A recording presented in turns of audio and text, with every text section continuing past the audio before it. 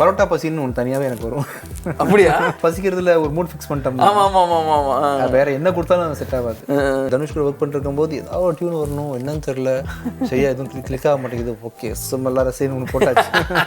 இன்னைக்கு தான் அந்த டேர்மே நான் வந்து கேட்குறேன் ஃபர்ஸ்ட் டைம். விலை மாது. ஆமாம், ஏன்னா தமிழ் அதிகமாக அந்த மாதிரி நான் இது பண்ணதில்லை. அது என்னோட அறியாமையாக கூட இருக்கலாம். அந்த பாட்டு பெருசாக ரீச் ஆகலை.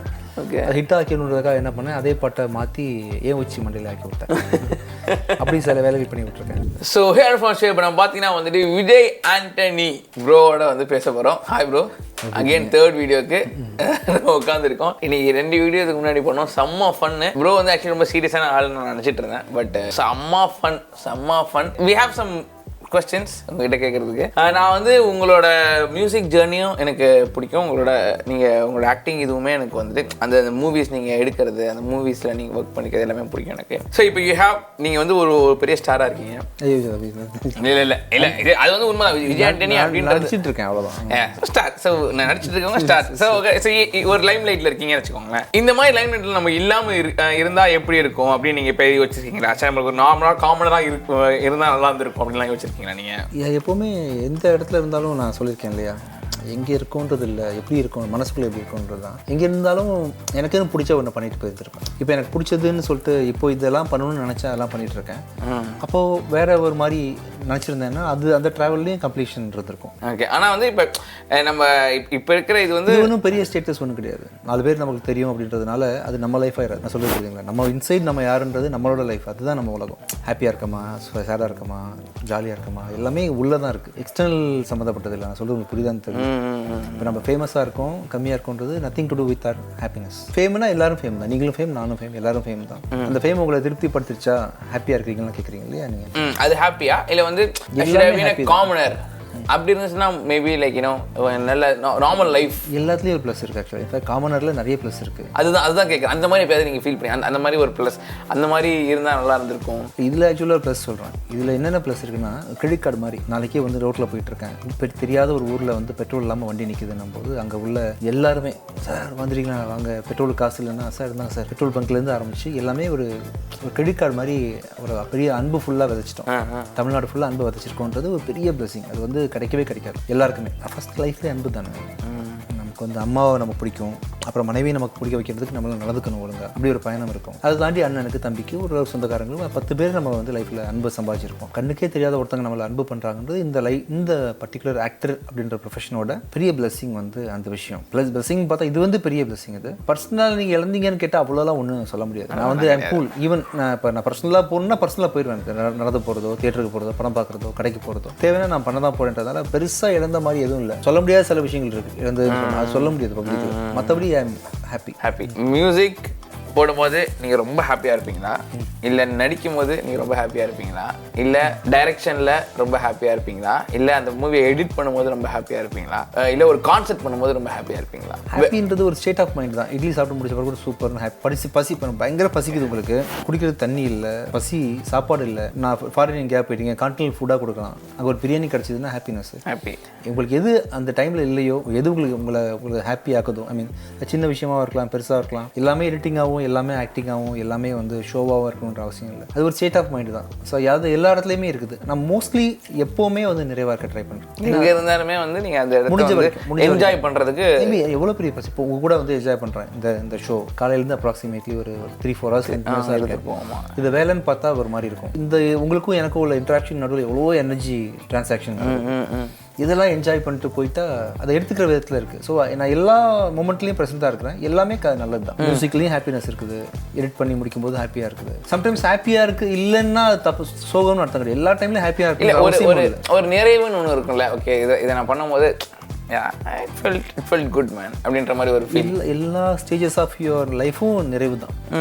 ஒரு ஸ்டேஜ் இல்லாமல் ஒரு ஸ்டேஜ் இல்லவே இல்லை. இந்த டெஸ்டினேஷன் போகணுன்னா இத்தனை இடத்த தாண்டி தான் அங்கே போக முடியும். இத்தனை இடத்த நீங்கள் வீக்காக நினச்சிங்கன்னா அங்கே போக முடியாது. டெஃபினெட்லி. ஸோ எல்லா ரூட்டே ஹாப்பினஸ் தான், ஜேர்னி தான் ஹாப்பியாக இருக்கணும். டெஸ்டினேஷன் ஜேர்னி வந்து தான் வந்து அது ஓகே. அதாவது what ever that you are doing அது உங்களுக்கு பிடிச்சனால மட்டும் தான் பண்றீங்க. ஸோ அதனால யூ ஆர் என்ஜாயிங் எவ்ரிதிங். பிடிச்சி தான் பண்ணணும் அவசியம் இல்லை. நீங்கள் வாழ்க்கையில் வந்து ஒரு 90% பிடிக்காம கூட சம்டைம்ஸ் பண்ணிட்டு. அப்போனா நீங்கள் பண்ணுறது ஏதாவது ஒரு விஷயம் உங்களுக்கு பிடிக்காம இருந்திருக்கணும்ல. நிறைய விஷயம் இருக்கு. அப்போ அது என்னது? மேபி லைக் ஆக்டிங்கா, மேபி மை ஒர்க் ஆல்சோ. நிறைய பேர் பேஷன்ல பண்றேன்னு சொல்லுவாங்க இல்லையா.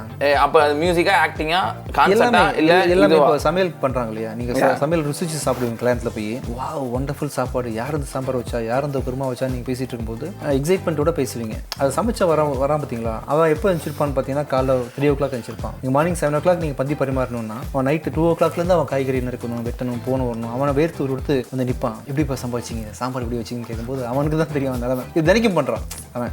ஸோ நான் வந்து தினைக்கும் ஹாப்பியாக இருக்கணும்னு அவசியம் இல்லை. இப்போ நான் ஹாப்பியாக தான் அந்த வேலையை பண்ணி ரிசல்ட் கொடுக்கணும்னு அவசியம் இல்லை. இப்போ நாகமுக்க கம்போஸ் பண்ணும்போது நான் ஹாப்பியாக இருந்தேன்ற பாயிண்ட்டே இல்லை. பிச்சைக்காரன் பண்ணும்போதோ இப்போ ரோமியோ பண்ணும்போது நான் ஹாப்பியாக இருக்கேன்னு கேட்டால் அதுவும் முக்கியம் இல்லை. அந்த வேலைன்னு எடுத்துக்கிட்டால் அது சின்சியராக பண்ணுறேன். பிடிச்சதோ பிடிக்கலையோ அந்த கடமைன்னு வந்துருச்சுன்னு சொன்னால் அதை சின்சியராக அட்ரஸ் பண்ணிட்டு போகணும், அவ்வளோதான். சரி, உங்களுக்கு பிடிச்ச ஃபுட் என்னது? பரோட்டா சால்னா. சாப்பிட்டா ஹாப்பி ஆகும். கரெக்டா? அது பரோட்டாவே கொடுத்தீங்கன்னு வச்சுக்கோங்களேன் 4 நாளைக்கு நிறைய சாப்பிட்டா அப்படியே ஆயிடும். அப்படி அப்புறம் இட்லி தோசை தான் பிடிக்கும் ஒரு நாளைக்கு. ஸோ எல்லாமே ஹாப்பி தான்.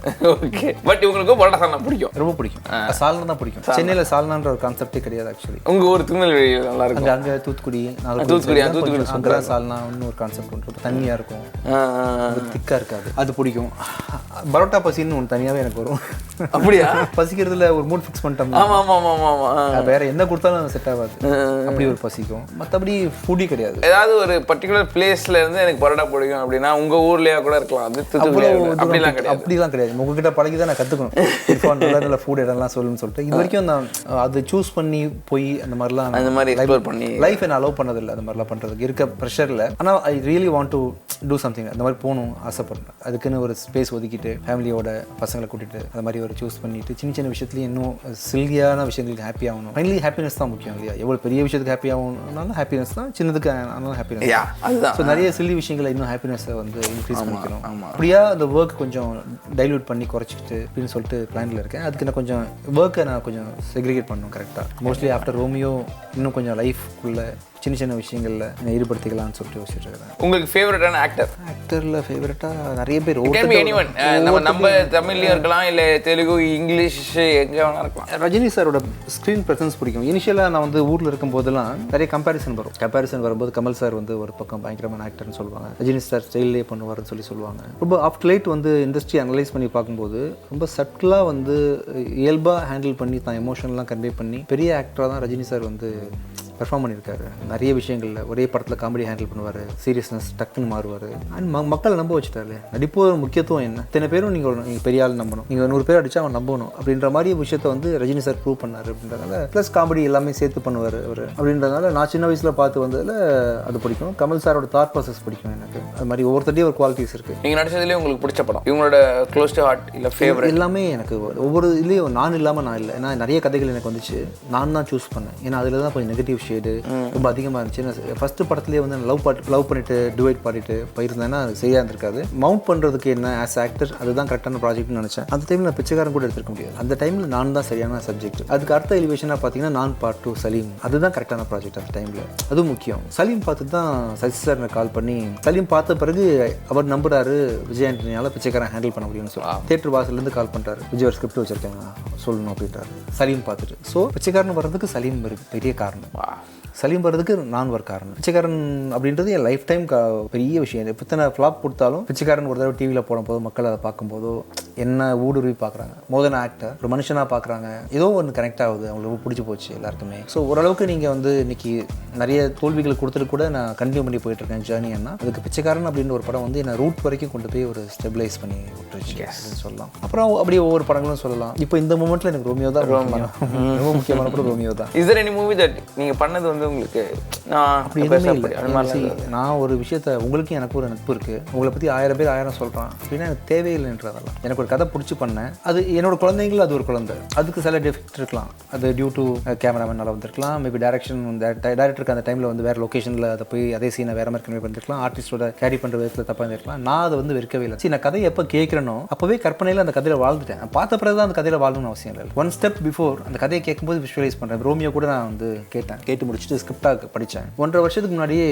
இது பிளாக் பஸ்டர் அப்படின்னு சொல்லிட்டு மெசேஜ் போட்டேன். ஷூட்டிங்க்கெலாம் ஒரு 9-10 மாதத்துக்கு முன்னாடி அவர் மெசேஜில் வச்சிருப்பாரான்னு தெரியல. விநாயக் டைரக்டர் அவருக்கு ஒரு after Pichaikkaran 1 this the blockbuster in my career Vinayak all the பெஸ்ட்னு ஒரு பூங்கொத்து கொடுத்து ஷூட்டிங் முடிஞ்ச ஃபர்ஸ்ட் நாள்லையோ ஒரு மாதம் கழிச்சோ கிடையாது. எப்போ அந்த ஸ்கிரிப்டை படித்து முடிச்சு வாழ்ந்தேனோ இப்படி நான் வாழ்ந்த சப்ஜெக்ட் ஒரு நாளைக்கு ஓடாமல் போச்சுன்னா இது அப்படின்னு சொல்ல முடியாது. நான் ஒரு தடவை அந்த படத்தை பார்த்துட்டேன், மென்டலி அந்த படத்தை பார்த்துட்டேன், அவ்வளோதான். அது ரிசல்ட் என்ன, மக்கள் கூட பிடிச்சது பிடிக்கல பல காரணங்களால் ஒரு படம் இப்போ இந்தியா பாகிஸ்தான் என்னோட கெரியரில் ஒரு படம், நல்ல படம். இன்றைக்கி நிறைய பேர் வந்து என்ன அண்டர்ரேட்டட் மூவின்னு சொல்லுவாங்க. ரொம்ப பிடிச்ச படம். ஸ்கிரிப்டாக படித்து டேரக்டர் கால் பண்ணி இது எப்படி எழுதுனீங்க, எப்படி கன்சீவ் பண்ணீங்க தாட்டுன்னு சொல்லிட்டு நான் பேசியிருக்கேன் அவர்கிட்ட. 4 பேர் ஓட வைக்கலன்றதுனாலையோ சில காரணங்களால் அது பிக்கப் ஆகலைன்றதுனாலையோ அதை நம்ம குறையாக மதிப்பிடக்கூடாது. அது சூப்பர் படம் தான் ஆக்சுவலாக என்னை பொறுத்த வரைக்கும். உலகம் டிஃபைன் பண்ணி இல்லை என்னோட ஹாப்பினஸ், என் சக்ஸஸ் எல்லாமே எனக்குன்னு ஒரு அளவு மதிப்பீடு, அதுக்கு நான் எவ்வளோ உழைச்சேன் என்ன பண்ணேன்னு தெரியும். அந்த சைக்கிள்குள்ளே நான் எனக்கு அப்படி ரொம்ப ப்ரொடெக்டட் வாலில் என்னோட மனசை வச்சுருக்கேன் ஆக்சுவலி. சூப்பர். இப்போது நீங்கள் வந்து ஆக்சுவலி நான் வந்து ஒரு பெரிய கிரியேட்டராக பார்க்குறேன். ஏன்னா நீங்கள் வந்து like you edit the film. இப்போ வந்து படம் வந்து லெட்ஸே நீங்கள் ஸ்கிரிப்ட் இருக்குது அது ஃபுல்லாக பார்க்குறீங்க, பார்த்துட்டு படம் ஃபுல்லாகவே வந்து ஷூட் பண்ணியாச்சு. ஷூட் பண்ணக்கப்புறமாட்டிக்கு நான் இதை நாங்கள் சொன்னேன் நான் இதை வெளியே பண்ணுறேன். ஏன்னா எடிட்டிங் டேபிளில் வந்து அது அங்கே தான் வந்து அந்த ஸ்டோரி டெல்லிங் வந்து நல்லா பண்ண முடியும்னு சொல்லிட்டு அப்போ நீங்கள் அங்கே வந்து நீங்கள் அதோட இதெல்லாம் ஜம்பிள் பண்ணி மாற்றுவீங்களா? அதாவது மாற்றிருக்கீங்க அந்த மாதிரி நிறைய விஷயங்கள், இதை தூக்கி இது போட்டு நிறைய விஷயம். நீங்கள் ஸ்க்ரீனில் கேட்கறத தாண்டி மூவியாக வரும்போது அதில் வந்து மியூசிக்னு ஒன்று ஏறும். ஸ்க்ரீன் பிளேயில் வந்து மியூசிக்கும் பல விஷயங்கள் டயலாகும் கன்வே பண்ணும். Audio and video. ஆடியோவில் வந்து music plays a major role. அதுவும் நீங்கள் ஸ்கிரிப்டில் இல்லாத எமோஷன்ஸை எலிவேட் பண்ணி நிறைய காட்டும்.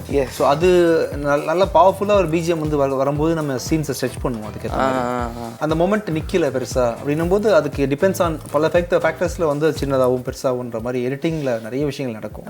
அது பண்ண ஆல்சோ நீங்கள் வந்து மியூசிக்கையும் உங்களுக்கு மியூசிக்கும் தெரியுன்றதுனால when you edit probably உங்களுக்கு அந்த இடத்துல நீங்கள் ஒரு நாங்கள் வந்து ஸ்டோரி டெல்லிங்க்கு மட்டும் தான் இம்பார்ட்டன்ஸ் கொடுப்பீங்க.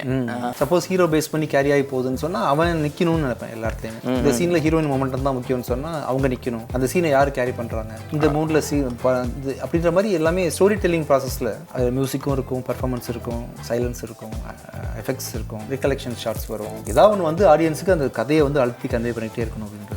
மோஸ்ட்லி ஸ்கிரிப்டாக கேட்டதை வந்து டெலிவரி பண்ணிடுவேன் மோஸ்ட்லி. அது இப்போது ரீசெண்டாக பண்ணுற படம், இதுக்கப்புறம் பண்ண போகிற படம் எல்லாமே ஒரு கனெக்ட் ஆகலைன்னா ஒரு 10 நாளோ 20 நாளோ 30 நாளோ 40 நாளோ கூட ரீஷூட் பண்ணி பெஸ்ட்டாகவே கொடுத்துடணும். ஒவ்வொரு படத்தையும் எல்லா படமும் உங்களுக்கு பிடிக்கணும்னு அவசியம் இல்லை. பட் நான் கேட்டேன் ஒரு படம் ஒரு ரீசனுக்காக ஒர்க் பண்ணேன், அந்த படத்தை ஓகே பண்ணல, அதை கம்ப்ளீட் பண்ணி ஒரு படத்தில் ஒரு காலத்தில் அன்பிஷம் ஓடி இருக்காது, ஆனால் அவங்க கம்ப்ளீட் பண்ணி ரிலீஸ் பண்ணாங்கல்ல.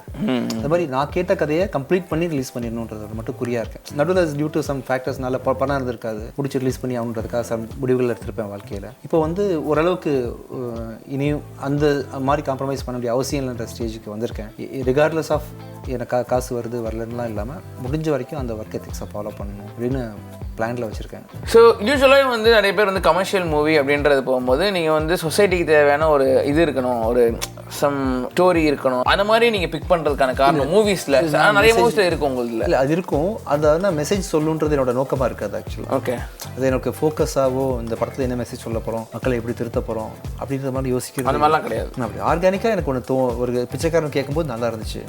ஆட்டோமேட்டிக்காக உங்களுக்குன்னு ஒரு பர்சனாலிட்டி இருக்குல்ல, அந்த பர்சனாலிட்டி லைட்டாக லீக் ஆகும் இல்லையா நீங்கள் கிராஸ் பண்ணுற ஏரியாவில். அப்படி தான் அந்த ஒவ்வொரு மூவிலையும் சில சீன்ஸ் வருமே தவிர, ஈவன் எனக்கு திமிரு பிடிச்சவன் படத்தில் ஒரு அருமையான சீன், ரொம்ப பிடிச்ச சீன். விலைமாது வந்து போலீஸை பார்த்து பயந்து ஓடுவாங்க. நான் தான் அந்த போலீஸ். நான் ஆக்சுவலாக அந்த பொம்பளை வெட்டிட்டு போக மாட்டேன், வேற ஒரு காரணத்துக்காக போகும்போது நான் அந்த பொண்ணு தான் வெட்டிட்டு போகிறேன்னு சொல்லிட்டு ஓடும். நம்ம திருடனை பிடிக்க போனோம், இது ஏன் ஓடுதுன்னு சொல்லிட்டு குறுக்க பண்ணிப்பேன். ஏமா ஓடுற அப்படின்னு கேட்கும்போது, இல்லை சார் நான் வந்து விலைமாது அதனால நான் ஓடுறேன். நீ என்னமா தப்பு பண்ண, உன் குடும்பத்துக்காக நீ உழைக்கிற வேலை செய்கிற, இதில் என்ன தப்பு இருக்குது? நீ இன்னைக்கு இதை பண்ணலன்னா உன் பிள்ளையோ உங்கள் அம்மாவோ சாப்பாடு இல்லாமல் கஷ்டப்பட போகிறாங்க. நீ உன்னை தியாகம் பண்ணுற. நீ ஆக்சுவலாக நீ இருக்கிறதுனால 4 பேர் தவறான செயலை பண்ணாமல் ஒன் டைம் பணம் கொடுத்துட்டு அவனும் திருப்தி பட்டுட்டு போயிட்டு இருக்கான். நீ வந்து பண்ணுறது சேவமா, உன் குடும்பத்துக்கு நீ உழைக்கிற அப்படின்னு அந்த பாயிண்ட், அந்த சீன் கிராஸ் பண்ண விதம் இருக்குது. ஜென்ரலாக அதை வந்து ரொம்ப கொச்சையாக பேசுகிற உலகம். அதுக்கு இப்போ பல மொழிகள்லாம் இருக்குது, வார்த்தைகள்லாம் ஈஸி, அது ரைட்டுன்னு சொல்ல வரல. ஆனால் அவங்க கில்ட்டாக ஃபீல் பண்ண வேண்டிய அவசியம் இல்லை. அன்னைக்கு குடும்ப சூழ்நிலை 4 பேரை காப்பாற்றுறதுக்கு அவங்க பண்ணுறது தியாகமாக தான் பார்க்கணும். அந்த சீனு அது ஆட்டோமேட்டிக்காக எனக்கு உள்ள சில, அது நான் எழுதுன சீன் கிடையாது, இன்ஃபேக்ட் டைரக்டர் எழுதின சீன் தான். அக்செப்ட் பண்ணுறேன், சந்தோஷத்தோட அக்செப்ட் பண்ணுற இடத்துல தான் இருக்குது மோஸ்ட்லி. இன்னைக்கு தான் அந்த டேர்மே நான் வந்து கேட்குறேன் ஃபஸ்ட் டைம், விலைமாது.